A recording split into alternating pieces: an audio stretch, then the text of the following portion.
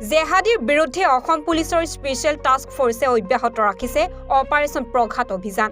আনসাৰুল্লাহ Bangla team আৰু জামাল মুজাহিদ্দিনৰ বিৰুদ্ধে চলাই থকা হৈছে এই অভিযান। অভিযানত ইতিমধ্যে 15টা জেহাদীক গ্ৰেপ্তাৰ কৰিছে অভিযানকাৰী দলে। তদন্ত অনুসৰি আৰু চোৰাংচোৱাৰ খবৰৰ ভিত্তিত চেন্নাইলৈ এটা অভিযানকাৰী দল প্ৰেৰণ কৰা হৈছিল।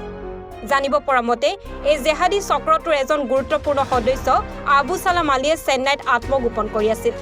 জেহাদী আবু সালাম আলী হৈছে বিলাসীপাৰাৰ খুদি গাঁৱৰ। অভিযানকাৰী দলটোৱে তামিলনাডু পুলিচ আৰু অন্ধ্ৰপ্ৰদেশৰ পুলিচৰ সহযোগত আবু সালাম আলীক গ্ৰেপ্তাৰ কৰিবলৈ সক্ষম হয়। আবু সালাম আলীক ইতিমধ্যে গুৱাহাটীলৈ লৈ অনা হৈছে।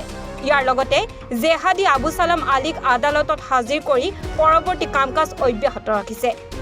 এই সন্দৰ্ভত সবিশেষ ব্যক্ত কৰে গুৱাহাটীৰ আৰক্ষী আয়ুক্ত পাৰ্থ সাৰথী মহন্তই।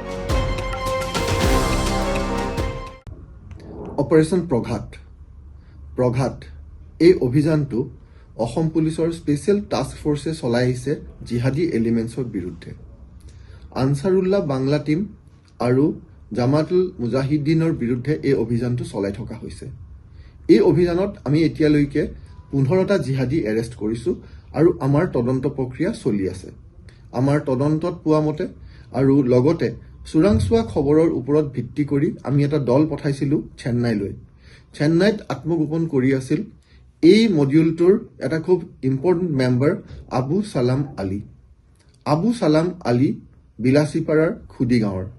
আমাৰ এই দলটোৱে তামিলনাডু পুলিচ আৰু অন্ধ্ৰপ্ৰদেশ পুলিচৰ সহযোগত এই আবু সালাম আলীক তাত কৰায়ত্ব কৰিবলৈ সক্ষম হয়। আবু সালাম আলীক ইতিমধ্যে গুৱাহাটীলৈ লৈ অহা হৈছে আৰু আবু সালাম আলীক আদালতত হাজিৰ কৰি আমি পৰৱৰ্তী কামখিনি আগবঢ়াই লৈ যাম আৰু পৰৱৰ্তী সময়ত আমি যি আপডেট থাকে আপোনালোকক জনাম। Bureau report, NE24।